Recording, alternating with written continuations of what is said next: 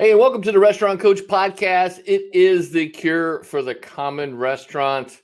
Today, I am so honored to have Shawn Walchef on the show. He is the founder of Cali Barbecue Media. Shawn, welcome to the show today. Man, I'm so glad I got you on here. Donald, thank you so much for having me. I'm a huge fan of your work. I've been following your digital content and what you do for the industry. It's inspiring. So thank you for having me on. Oh, thank you. So, hey, give people a little of the 411 about what is Cali Barbecue Media? So Cali Barbecue Media, we are a barbecue business and a media business. And what exactly does that mean? We are a single unit barbecue restaurant. We've been in business since 2008. We just opened our first ghost kitchen location, but we also produce media content and we teach other restaurant owners how to do the same thing. There's never been a greater time to get your message out as a single unit barbecue restaurant, any kind of restaurant. Doesn't matter what business you're in, the smartphone has enabled us to share our story. And it's all about storytelling. And what we do is demystify the internet. I think too many we get wrapped up in the idea that social media marketing is difficult and digital marketing is difficult when ultimately all we're doing is telling stories. It's the truth. I mean, emotions drive everything. Emotions drive marketing, and emotions drive sales. And I think you and I share the same kind of thing. Is that the last thing you want to do is just, there's so much noise on social media. The last thing you want to do is just contribute to noise. You definitely want to stand out. And so COVID itself, I mean, really shook our industry upside down. And especially, I mean, you're out in California. I mean, California got hit really, really hard with some of the restrictions. I mean, severe lockdowns, opened up the lockdown again. What are kind of your view as you see it right now for the industry as a whole? Yeah, I mean, I think there's never been a greater time to be in this business. We opened in 2008, the height of the economic recession, in a very difficult location in San Diego. It was, I had professionals that are in real estate, professionals that were in restaurants, professional business advisors that told me it was a terrible location that we picked. And, ultimately we made that decision. We opened up a sports bar and an entertainment business and turned it into a barbecue concept. And, the only way that we were able to survive was by utilizing that thing that we all have in our pockets. And that's understanding that the smartphone is where people's attention is. The internet is where people's attention is. So utilizing Yelp, utilizing Google, utilizing our website, figuring out what Twitter is, what's Facebook all about.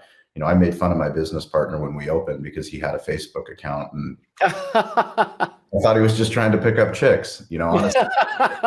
We had a very hard time. And when I realized we couldn't pay payroll and we couldn't get people to come into our restaurant to support our business, I went in and I claimed a Facebook page. And to think how far we've come in only 14 years since the first iPhone came out in 2007, it's remarkable. Now you and I have become friends over Clubhouse. It's a new app that's only available to Apple users at this time, but it will come onto Android. And the ability to learn, which is something that inherently is my the greatest gift that my grandfather gave me, was curiosity. That I'm always a student. So no matter anybody that says they're an expert in anything, you are an expert, but you're also somebody that's humble enough to come onto my podcast to tell me every single day you're learning. And that's so inspirational, Donald. I mean, honestly, listening to your content, listening to your podcast, reading your book. I just got your books. Oh, awesome. It's something that it's inspiring when somebody that's a leader that's helped over 2,000 restaurant owners understand their numbers, understand marketing, get back to why they opened up their restaurant. But you yourself, you're willing to learn. You yourself, you're willing to have a mentor. And I think that's really the thing that's exciting for me, is that you can have thought leaders that typically you never had access to, but now you can listen to them on YouTube. You can hear about them on a podcast. You don't have to go to the trade shows to hear them. And you can hear them discuss great ideas with other people. I mean, Seth Godin, the marketing genius that's written, 20 books that I absolutely love, him interviewing Simon Sinek. They're going to have a conversation that before would only be between them, but now it's available as a podcast. So there's never been a more exciting time to be in the restaurant business. One of the things that we talk about our podcast is called digital hospitality. And what we talk about is digital hospitality is every business needs to be digital first, and every business needs to be in the hospitality business. But what exactly does that mean? I mean, as restaurant owners, if you're listening to this podcast, you probably own a restaurant, you want to own a restaurant. We take so much time and care and effort. We run a marathon before we actually open up a restaurant, and figuring out what is our design going to be? What's the name of the restaurant going to be? What's the menu going to be? What's the sound going to be in the restaurant? How many TVs are going to be there? What's the uniform going to be? There's so many decisions that have to be made to make that in-person experience incredible. Yes. Are we doing the same thing online? And the answer is no. The answer is we need to be doing better. And even for somebody like me that hosts a digital hospitality podcast, I know every single day I have to learn. I have to go ask questions, and I have to find people that are doing things better than I am, somebody that understands Clubhouse better than me, and say, I'll get on a panel with them, or I'll just come in the room and I'll listen. And that's the same thing. Yeah, a lot of times, in Clubhouse, man, it's been a huge game changer for listening to content. And I'm like you, I'll jump into a room just to, I like to listen to how people interact, and I love to listen to what they're saying and how they're saying it and the words they use. I'm a huge believer in the power of words, so I listen to the tones they say. Number one thing I say about coaching is always, it's not what people say, it's what they don't say. That's where the magic is. Yeah. Yeah. The same thing. Like when I'm looking at people's social media, I see what you say, and I'm telling you, those, a lot of people out there, most restaurants, 95%, 99%, beautiful, beautiful food posts. That's just noise. Correct. What are you doing? What are you telling me about your team? What are you telling me about your culture? What are you telling me about your community? What are you telling me about, what drives you? Those are the things that I want to know. Those are the things that connect us with the brand we love the most. Those memorable moments. That's what hospitality is. Hospitality is kindness to strangers, but it's that memory that you have. It's how they made you feel. And we restaurant owners, we when we do it right, we get those incredible 5-star reviews. When we do it right, we get those people that come in and say, "You're a generational restaurant." What generational restaurant is like? Well, I grew up because my mom and dad, they took me to the restaurant, and now I'm taking my kids to the same restaurant because I want them to have that same experience. That's what we all strive to be. That's what we need to do, but we also need to do it online. You're talking about social media and people going on social media and posting just to post, just to check the box and say, hey, I posted something on Instagram. Yeah. A picture of my burger, or it's a picture of ribs, or whatever it is. Like, that's fine. You can pepper that in, but also tell the story. The most powerful thing, I talk to restaurant owners all the time. I talk to other small business owners and tell them, you have the gift. It's in your pocket. All you need to do is to go into the app, the camera app, and turn it on. Less than 60 seconds. Literally every single platform is rewarding native, organic, raw, real video. It's exactly right. And let's break down the word hospitality. I'm a big believer in the study of words. Hospitality comes from the Latin word hospice, which means to host. So when you're actually acting in the spirit of hospitality, you are acting like the ultimate host. And that's the thing. And here I'm going to share, and Shawn knows this already, and everyone gather really close to the microphone. Gather really close. I'm going to tell you what the secret to social media is. Everyone ready? It's about being social. And that means conversations, not just one-sided things like, well, here's my ribs, here's my burger, come and buy it. That's a one-sided conversation. Yeah. If you approach social media as a conversation, how can I create a conversation? How can I get people to come into my story? How can I get people to come into what I'm doing? Now you've got social media. Absolutely. And I think that's the hardest thing when I talk to owners about posting. They want somebody else to do it. And I'm a firm believer of leaning into your strengths and doing what you do best, and building a team around you to do the things that you don't do well. But no one, I repeat, no one will tell your restaurant story better than you will. There is no firm out there. There is no social media magician out there that is going to tell the story of why you opened up the restaurant, where you opened it, what you care about, why your community matters. You are the mayor of your village. You are the mayor of your village. And I like that one. Get in front of the podium and to get in front of that smartphone and to post content. I like that. The mayor. You are the mayor. You run the show. Exactly. So, leadership to me is real critical. in restaurants? And you've mentioned a couple of the traits earlier in the conversation already, but what do you think is the number one trait a leader today has to have? I think it's curiosity. I mean, I honestly do. I think it's understanding what you don't know and your willingness to ask for help.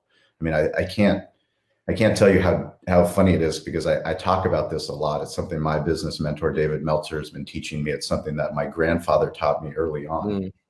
Never met my father. My grandfather raised me. He was born in a Bulgarian village, born to be a farmer. Wow.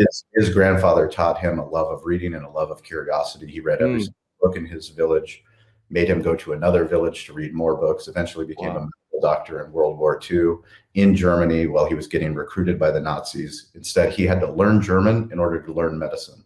So it's like this incredible mentor of somebody that, against all odds, moved our family to the United States and, accumulated wealth, and to the point where he, ultimately raised me as a father. That endless curiosity, understanding that even though we've been in business for 13 years and, we've done really well, and we've opened up another ghost kitchen, we plan on opening up 10, we're repurposing our restaurant, we have these huge ambitions, but knowing that I don't know everything, even though I have a plan for what our brand is going to do for the next 3 years, I have to be willing to continue to ask questions, to ask for help, to find out people like yourself, people, like Kyle and Senra, people that are in real estate. I have to ask questions of the things that, even though I think I know it, maybe I don't know it, or maybe somebody in my network, if I'm willing to ask for help, I can save myself so much time and expense, which I didn't do. Honestly, when I first opened the restaurant, there were so many mistakes because I wanted to be the entrepreneur that just got it done. Right. You want to be the guy that, oh yeah, I figured it out. You can figure it out the long way, or you can figure it out the short way. You pick. Which most of us do. I would say ego, pride, and denial take down more restaurants than anything. And I was there, when I first restaurant. I knew how to run a restaurant. I didn't know how to build a business. I didn't know how to market effectively. I didn't know how to build a brand. And so, my restaurant suffered until I got a mentor, and, basically a coach who told me pretty much what my book says, hey, listen, man, he told me, Donald, you're a talented chef, but man, you suck at running a business. And I was like, you know what? You're right. I hate to tell you this, but yeah, you're right. Yeah. And then, and it takes, like you said, curiosity. It also takes courage, I think, too, is that you got to have the courage to say, you know what? I don't know it all.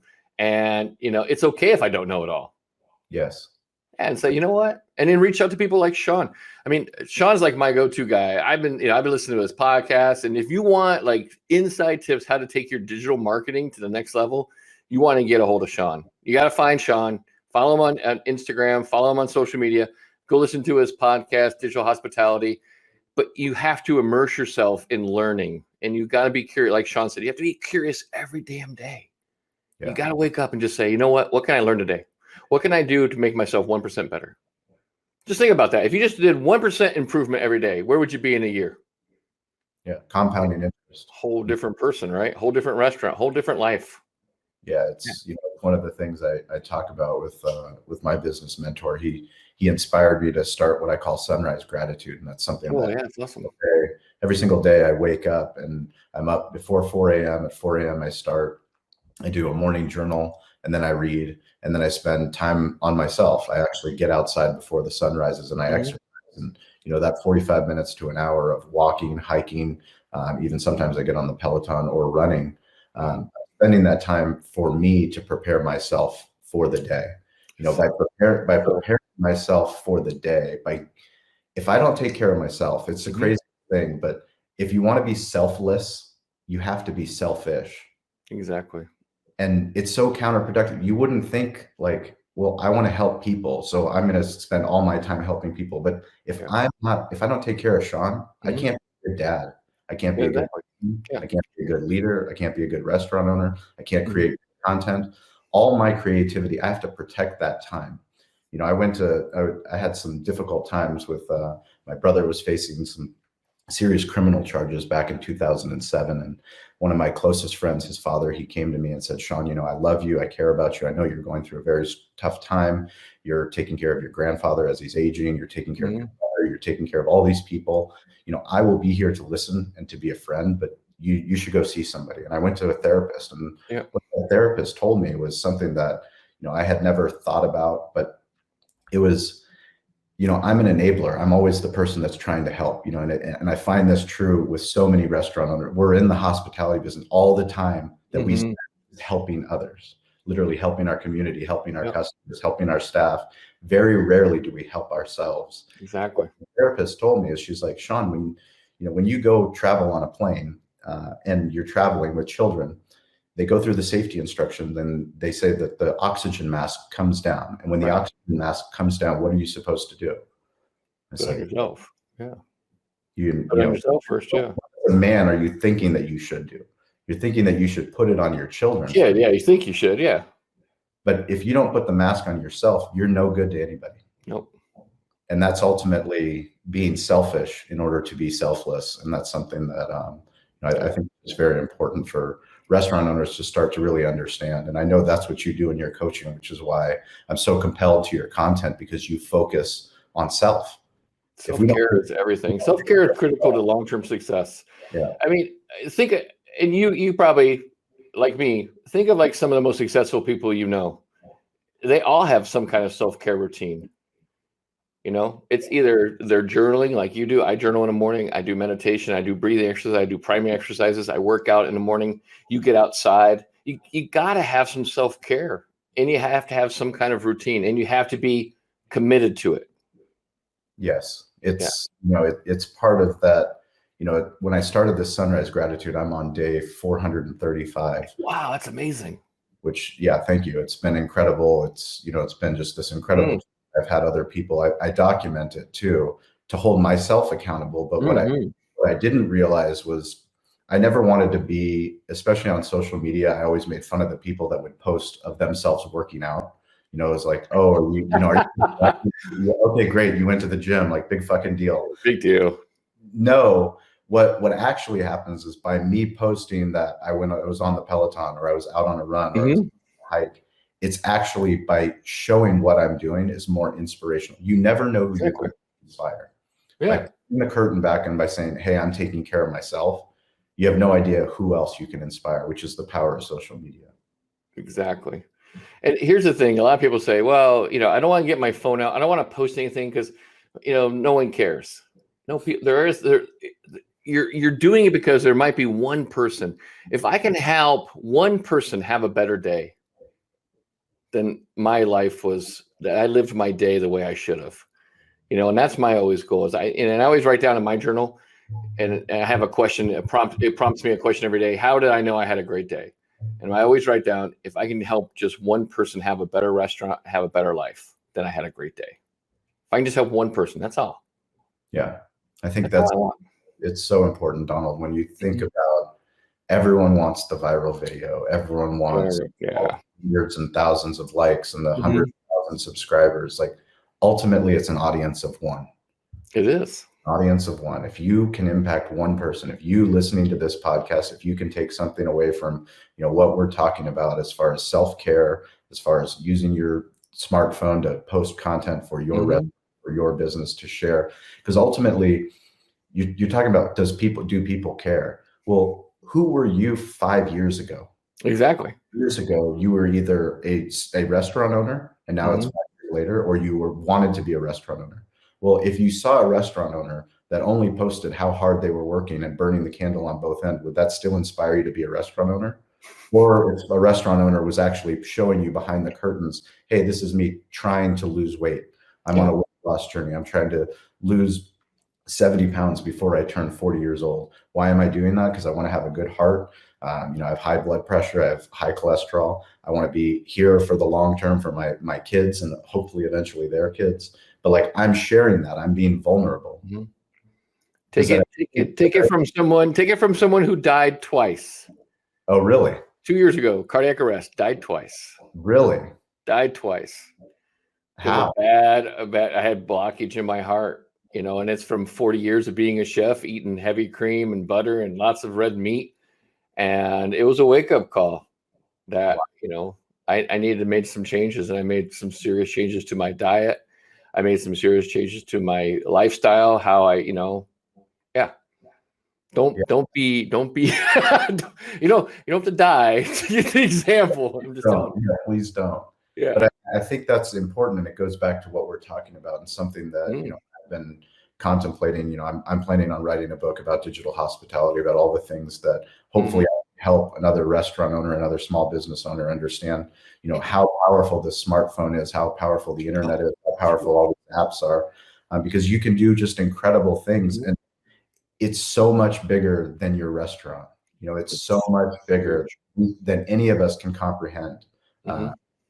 But understanding that, we all want to be the rabbit in the race. We all want to have that viral video. We want to be first. We want to be the rocket ship. Yeah. But ultimately, life is about being the turtle, and it's about being that tortoise. And every single day, like you said, 1% better, coming every single day, and then learning and asking questions. But then gradually, that compounding interest along the way gets you to the point where, we are so confident in what we're doing, because since 2008, we've been literally asking questions of how do we do digital marketing? How do we do digital media? How do we create content? How do we become better storytellers? How do we help other people to learn exactly the things that we're doing? And, it's such a powerful thing when you go from digital marketing to digital media. And digital marketing, you have to learn how to talk about yourself. You have to learn how to talk about your brand. You have to learn to talk about your restaurant. Digital media is when you understand how to do those skills, but then now you start talking about your customers. You start talking about your partners that you work with, your vendors. You start talking about your community. You start talking about the charities that you work with. And you're always doing it, and you're always on, and you're always publishing, and you're always branding. Now you're top of mind with so many different people because of the content that you're creating. Exactly. And that's the biggest misconception I think most people have about marketing and just social media in general. It's not about getting a sale. It's about keeping your brand top of mind. And, I use the example of McDonald's. Everyone in the world knows who McDonald's is. But do you ever see them not marketing? No. No, there always are, because you want to keep your brand top of mind. That's the whole purpose. I'm like you. I put out so much content, and I'll get emails from people like, man, you put out a lot of stuff. Yeah.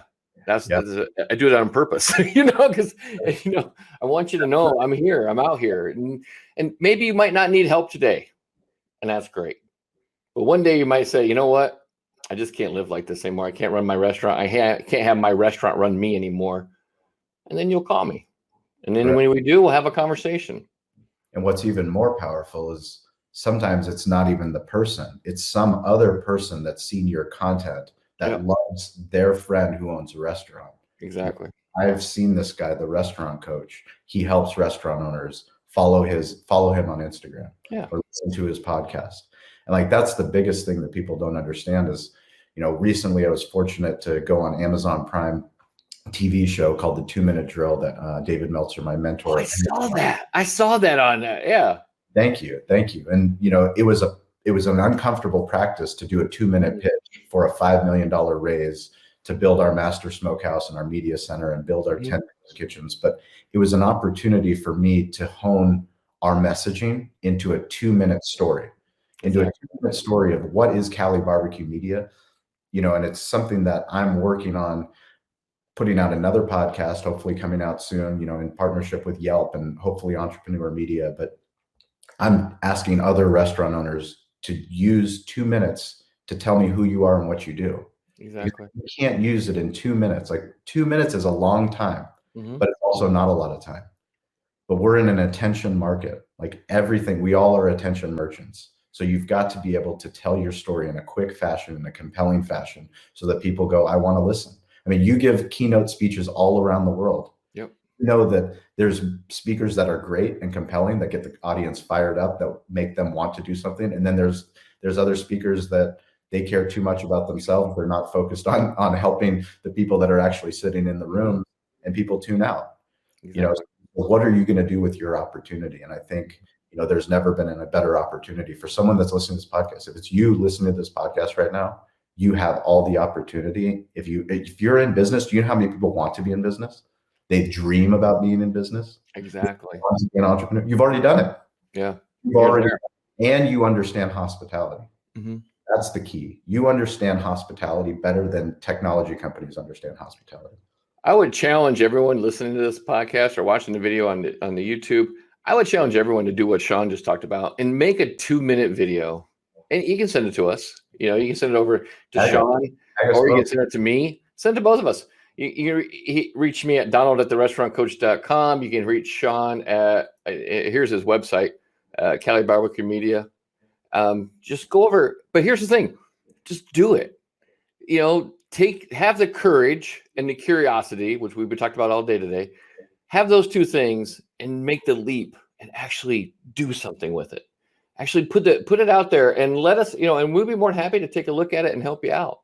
Well, if you tag me, I'll repost the hell out of it. Yeah. Shawn P. Walchef, I will repost. Oh, yeah.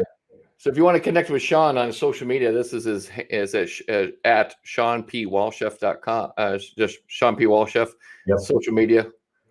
That's like everywhere for you, right?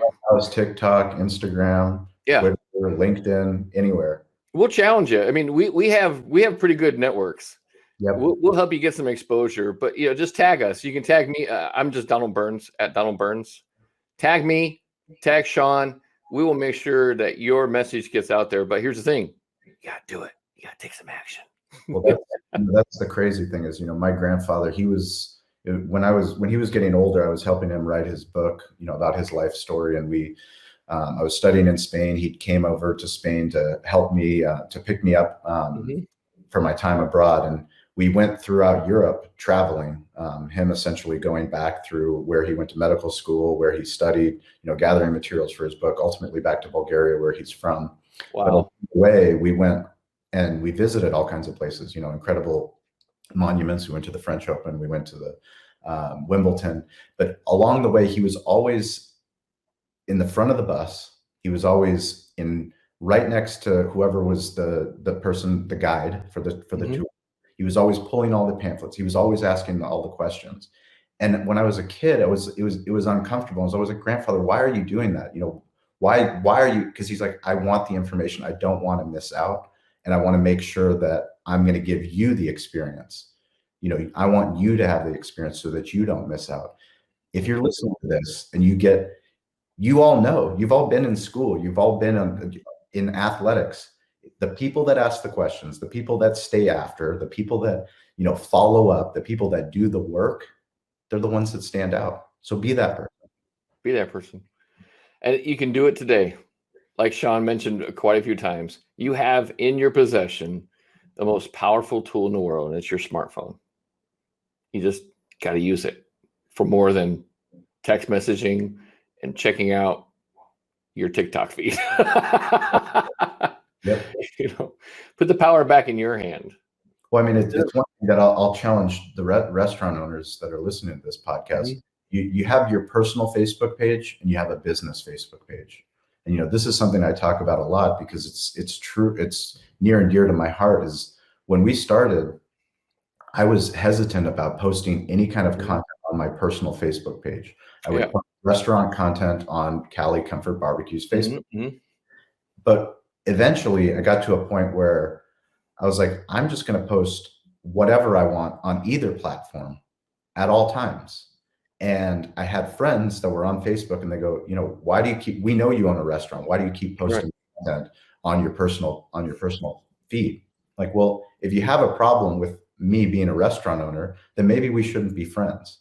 An aha, oh shit moment being like, maybe I don't give a shit about these people. And I talk to restaurant owners all the time and they tell me, I'm scared of what, I live in a small town and I don't want to post something, I don't want to be vulnerable or I don't want to seem like I'm asking for somebody to come and support our restaurant. I'm like, why not? You've already done all the work. Exactly. Like, why not? Like Facebook, like the platform is as great as it is, or it's as bad as it is. All of these platforms, the problem that we have is that we take a subjective feeling towards a logo. So I don't like Twitter because I don't like Yelp because I don't like Facebook because ultimately there's people that want products and services on all of those platforms. And if you can tell a compelling story, which I know you can because you opened up a restaurant, then you should be telling that story on all of those platforms. You should be all the time. Yes. Yeah. A lot of people think it's a one and done. I told my story one time. I did one video. How's that work out?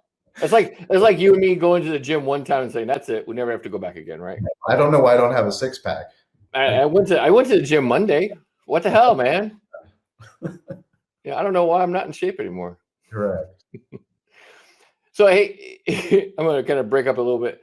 If you came with a warning label, what would your warning label say?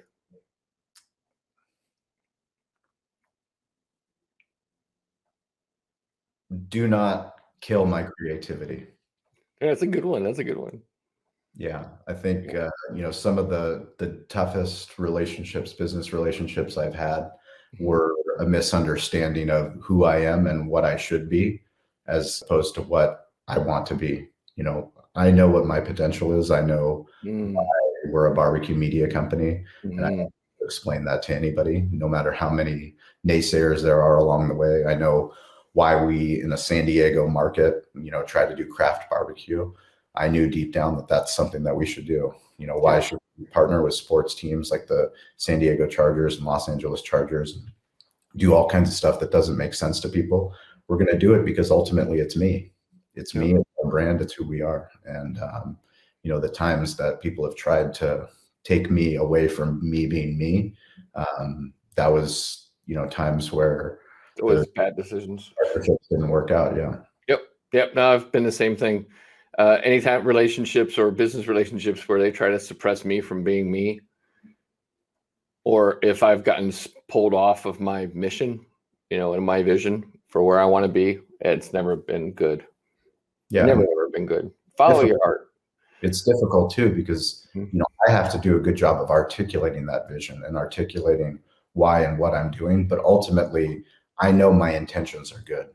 Ultimately, I know my intentions are good. And I know, what our brand is doing, what we're trying to create, why we have, the team that we have at Cali Barbecue Media, why I have, a writer in Austin, Ian Stonebrook, that's doing incredible work. I've got my producer, Stover Harger, in Portland, Oregon. We keep adding to our team because we know that the content that we're creating can help somebody on the other side of the globe. It doesn't matter where your restaurant is. It doesn't matter where your small business is.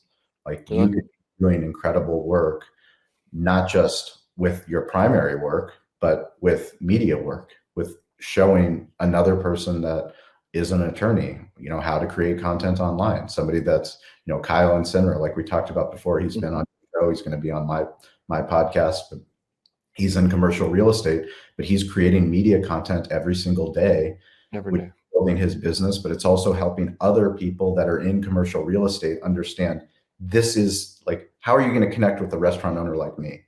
I can guarantee you it's not through a cold email. I can guarantee you it's not through spamming me through LinkedIn. But if you can create some compelling content on Instagram or TikTok, or you show up on Donald Burns's podcast, now you have my attention. How many times? So you got me on a sidetrack here. How many times have you connected with someone on LinkedIn and then within like 2 minutes they send you some spammy email? I actually laugh about it. It's. Are you serious? I'm like, are you serious? I give you an opportunity to connect with me, to build a relationship with me, and the first thing you do out of the gate is you spam me. Correct. No foreplay. Just no foreplay. I mean, it's not even. I didn't even get a hello, a warm up, nothing. Nothing. And so what do you do when they do it to me? I automatically disconnect. That's it. Really? I haven't done that. No, I haven't done that. But I disconnect right away. I'm always a fan of the reverse sell, and that's something I've always been practicing since we first opened the restaurant. It didn't matter what kind of telemarketer was calling, but if somebody was calling trying to spam us, I would try to sell them a catering. There you go. That's a good one. Yeah, reverse sell. Just reverse sell. And I would sometimes I would send a message back like, are you serious? You just connected with me on LinkedIn. We have an opportunity to network and find out about each other. And the first thing you do is you send me some spam email. Yeah. About getting on your calendar and setting up a call. Yeah. And, the scary part is a lot of that too goes with automation. Yeah. Something that, there's even personalized automation, which I'm a fan. Like, trust me, there technology and there's automation there's great stuff. Not to help, but there's time and place for it. And you have to have that one-on-one connection. If you have the technology to have that one-on-one conversation, that, if somebody gets your email newsletter from your restaurant and you have 10,000, 10,000 people in your email list, but if somebody took the time to respond to your email, you better respond back. Respond back, because they care enough to write an email back to you. I mean, but when you do, you can develop this deep relationship. And we've done that multiple times, and it's one of the things that I enjoy the most about the work that we do is it's oh shit moments.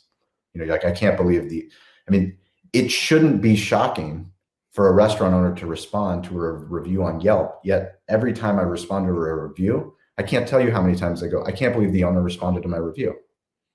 Oh, I know. They're like freaked out. Yeah, or you respond to somebody's comment on the Facebook wall, posted something that was engaging to them, and they wrote something, so you wrote something back, and they go, I can't believe you responded. Like, well, I can't believe that people aren't responding. Exactly. That's the way I look at it. I can't believe people are not responding. Yeah. So you run a huge media company. What's your favorite platform? Favorite platform? That's a great question. I would have to say it would be, right now, favorite platform would be, it might be LinkedIn. It's either LinkedIn or Instagram. I've always been a fan of Twitter. Twitter is such a powerful tool for getting media attention. Yep. One of the things, when I first started podcasting, I went to a podcast conference in Anaheim, and there was a woman, she had 500,000 Twitter followers, and she went into the room, and these are all podcasters building their podcast, and she's asking them, how many of you are on Twitter? And I was one of, out of the room of 50, I was one of 5 that raised their hand saying that I was on Twitter. And she was asking, well, why are you all on Twitter? And everyone had a different answer. She asked the room, how many people want media coverage for their podcast? The whole room raises their hand. Yes, we all want. Well, where do you think the media, their primary platform is? It's Twitter. Exactly. They're forced to be on Twitter by all the news stations, all the radio stations, newspapers, magazines. You have to be on Twitter when you're publishing content, especially when you're talking Web 1.0. But when we're on Twitter and we're having a conversation, you learn that you are the PR agent for your firm. Essentially every single piece of content you make, and every relationship that you develop with somebody that is a news anchor in your town, is a local reporter in your town, is a writer, is a food blogger, is somebody that takes, food photos. All of those people, no matter what platform they are, if you're following them and you create compelling content and you start a relationship with them, guess what? We don't have to send out press releases anymore. All we do is post content on Instagram, on Facebook, on Twitter, on LinkedIn, and we already have those people that are coming and asking us, hey, can we do a story? The answer is like, yes, absolutely. I'd love to do a story. We spent 5 years getting ignored by all of the media in San Diego. Now, all of those media, we have personal relationships, and we have the opportunity to share our story to more people. That's so cool. Yeah, Twitter was actually huge for me when I started blogging. Actually, I got my started on blogging through Twitter. I had put out some stuff, and then Paul Barron from Foodable reached out to me on Twitter. Nice. Said, hey, I'd love to have you. Would you think about doing some contributions to our Foodable TV? And I'm like, yeah, I'd love to.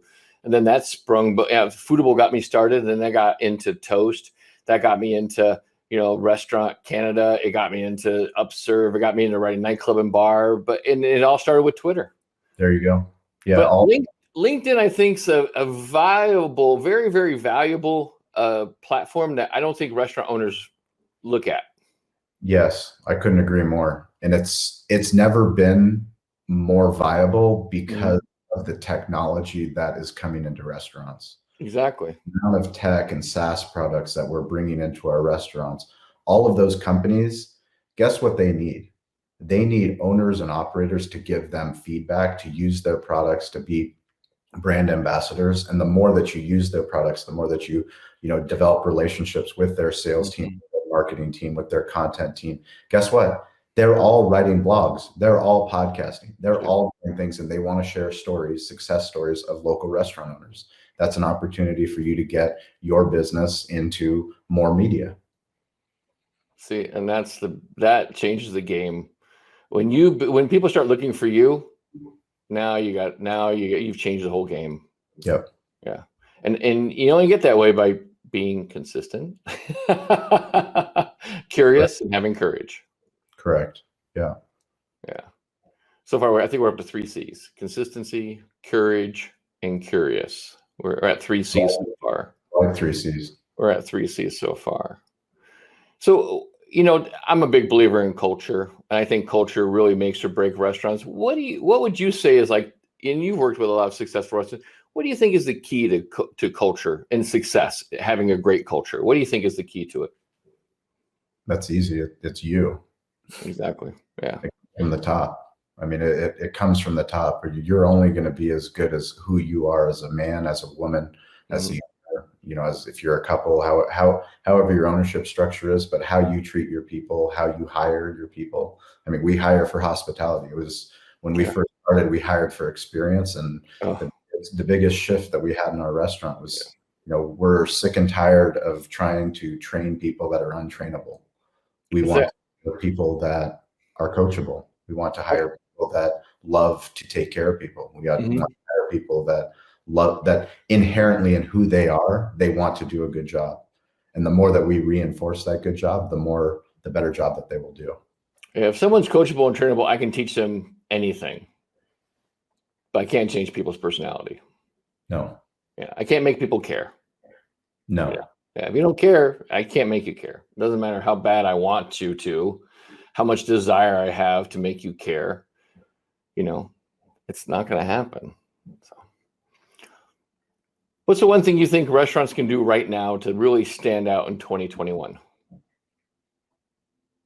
I think the most important thing is, as much as I talk about social media and posting content, you have to have a mobile first website. Ooh. Your website has to be optimized for mobile. If it's not optimized for mobile, you are leaving everything on the table and nothing else is important. You are an e-commerce business. I mean, nothing is more important than that guest checkout experience, that guest browsing experience. Make it easy. There's a book by Donald Miller called Building a Story Brand. I love that book all the time because it's so focused on the website. You confuse, you lose. So all the time and effort that people put into their website, a lot of restaurant owners, they have an incredible, impeccable Instagram feed. They've got a great Facebook feed, but they haven't updated their website in a year. Obviously a lot of them have gone back now during COVID and addressed their website in ways that they haven't. But if it's not mobile first, it's unacceptable. It has to be mobile first. It has to be optimized for online ordering. It has to be optimized to build your email list. I mean, these are it's mission critical. It can't be ignored. And the content that you create, whether it's video, audio, written word, or images, that's basically what the internet is. Video, audio, written word, and images. Those are the things that all the social media platforms need. That's how the internet runs. That needs to go on your website first. Update that on your website first, and then take that photo and then put it on Instagram.